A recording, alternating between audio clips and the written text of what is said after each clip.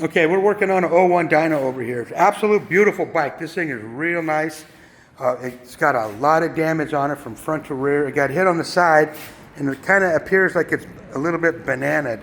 All of this got hit. We had to pull the pipe off so we could put targets on the rails down below.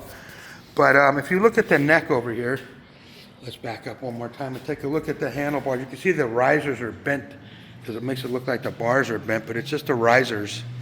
And then if you look at the neck over here, this is at 10 and 5/8, and this side here is at 10 and 3/8. So that tells you that the neck is bent. We got a little bit of pulling to do on that to get this up. And this down tube right here, it's bent back. It's bowed back because it's got a nice dent. It's got a nice dent right here.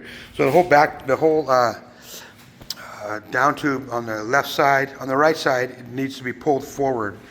And then we look over here, and the lasers show that the shock mounts are dead nuts on.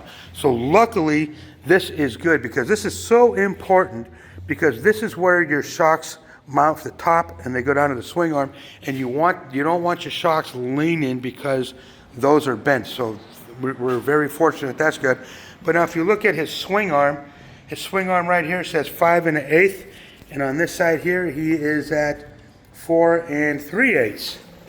So this whole swing arm is shoved over. It needs to go this way, and the reason everything is pushed to this side is because the frame got hit and the front of the motor is shoved over. We need to make an adjustment on it, but he's got some, I don't know, I'm not wild about these mounts. They're out of adjustment when you first get them. It throws your alignment off. So we got quite a bit of work, machine work to do to make parts to make that mount adjustable for this bike, because they're not right. But we'll straighten that out.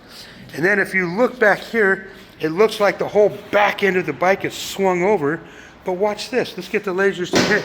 This is going to hit the fender rail at the end of it. And look at that.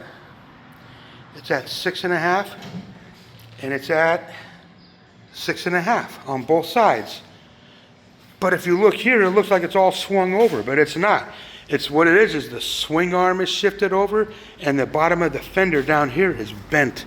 So we're gonna have to, it's a little bit loose right now, but when we bolt it back up, it is way over. And we're gonna try and repair that without having to disturb the wrap on this bike.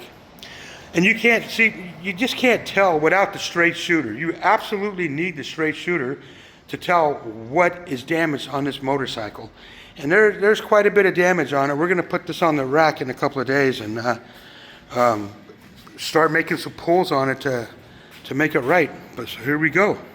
So I just wanted to explain to you guys how things could be damaged and you can't see it with the naked eye because you just need the straight shooter.